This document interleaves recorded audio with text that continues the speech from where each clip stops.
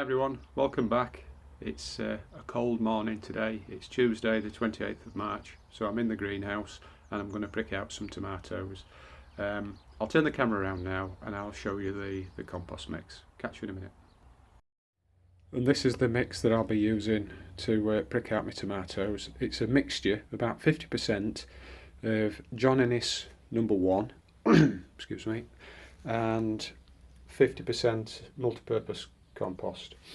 In years gone by, I've used just John Innes number 1, and I've pricked out the tomatoes and put them into 5-inch or 1 litre pots, the kind of pots that you can see just here, that sort of size.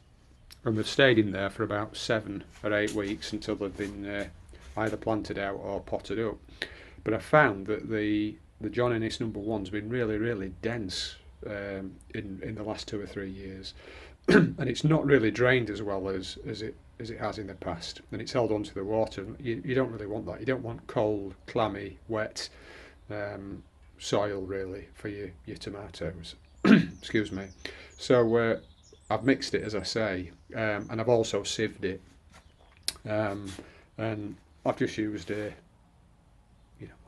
standard soil sieve, but the holes in it are not so small that they stop all the tiny bits of stone coming through that you get in your John Innes number 1, but they do take all the wood and rubbish out. So that's what I've done. I'm allowing it to sort of air dry so that it's not too cold when I prick out the tomatoes. I'll leave it another half hour or so and then I'll get on with it. And I've brought the tomatoes down and they're sat just there, just about showing their first set of true leaves, some of them.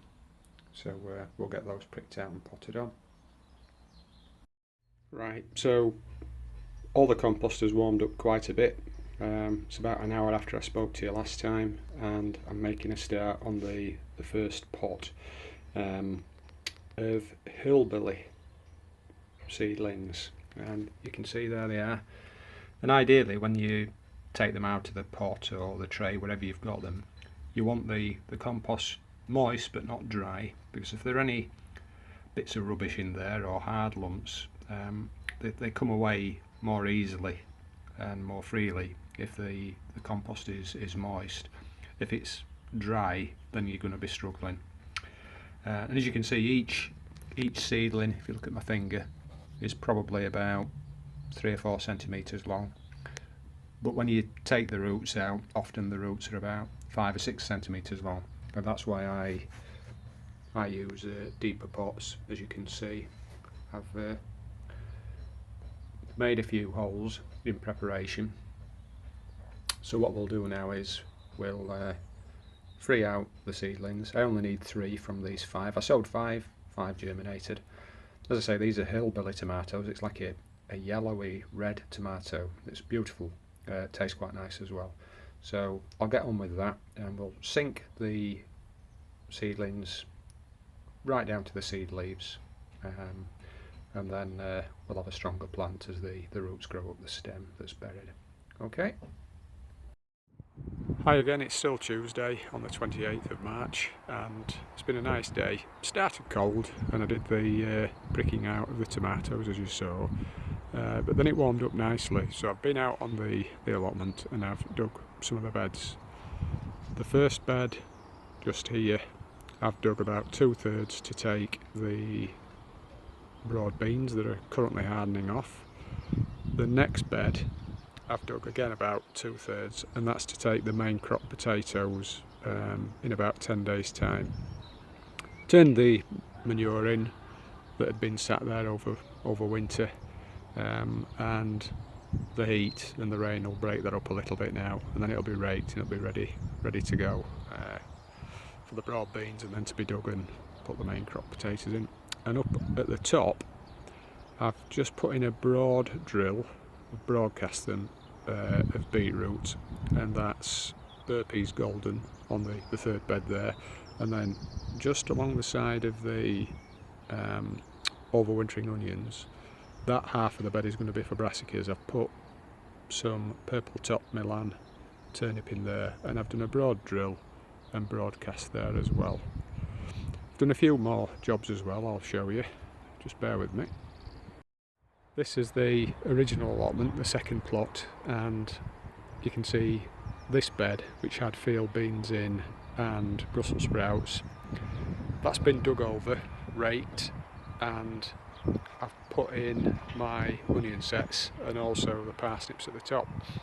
And the onion sets, we've got the heat treated red baron in front of us just here, and then in between the two planks we've got the mildew resistant Santero. We've got 6 rows of red baron, 6 rows of Santero, and then 4 rows of the French Caravel pink. That's a rosy pink one. Then we've got a bit of a gap, an access path, before we see the 6 rows of parsnips, just like last year. 2 rows of Albion, 2 rows of Gladiator, and 2 rows of White Gem. Then if I turn round quickly, it's quite breezy, so that might be disturbing the sound quality a little bit. Where we had the parsnips and purple top Milan turnips, that's been dug over as well.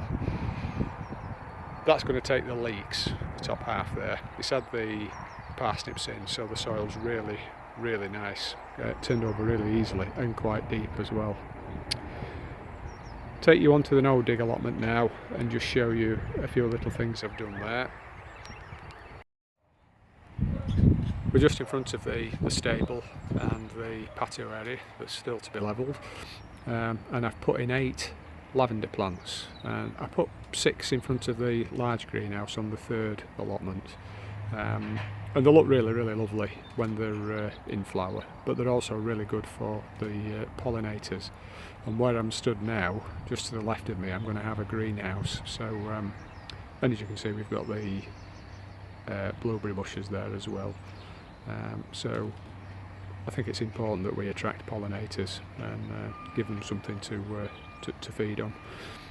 So that's the no dig allotment. I have also down here, I'll show you, I've sown a few rows of things in one of the smaller raised beds. We'll take a quick look. As you can see, the first of the smaller raised beds on the no dig allotment is full of really nice elephant garlic. That seems to be doing okay. I'm just giving it a really good water because it's been hot and a bit breezy this last couple of days, and so it's dried out the surface of the soil. The bed next to it, I've got about half a dozen rows of turnip, beetroot and swede. The beetroot is the red beetroot, like a globe beetroot, Detroit 2 I think it's called.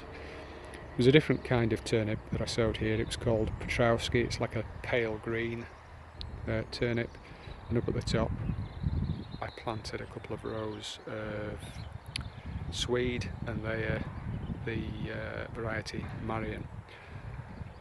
As you can see, the grass is getting out of control, so that's my job for tomorrow morning. I need to get it all nicely cut back, and we'll get that grass composted. So that's the no dig allotment. We'll finish off this update just with a brief look back in the large greenhouse. As you saw earlier, I pricked out the tomatoes, and as I mentioned, having done that, I went out and did some digging outside because it got nice and warm outside. When I came back in from digging, it was absolutely baking in the greenhouse, and the seedlings that I just pricked out were all starting to wilt, so I had to put some beneath the trestle table where they weren't in danger of being burned. And you can see on the top there, on the roof, I put hastily threw a sheet of shade netting on, and down on the bench I covered the seedlings there with some white fleece so that they didn't suffer too badly either. So you've got to be very careful with seedlings. You want your compost to be at greenhouse temperature. It doesn't want to be too wet, doesn't want to be too dry, and certainly not cold. But by the same token, you know, the very, very tiny seedlings, you don't want it too hot either. So, mate, I've had to open both doors. I've got double doors on the front of this greenhouse. The louvres beneath the trestles, they've been opened as well, and the roof vents are opened. So that's moderated the temperature, and so now they're okay. But you can't just prick them out and leave them and think they'll be okay, because if you get a hot day in a well-lit greenhouse, they'll just be frazzled. So hopefully we've protected them and they'll live to fight another day. Okay, so that's it for this update. So hope that wasn't too much, and I hope to catch you again soon. Take care. Bye.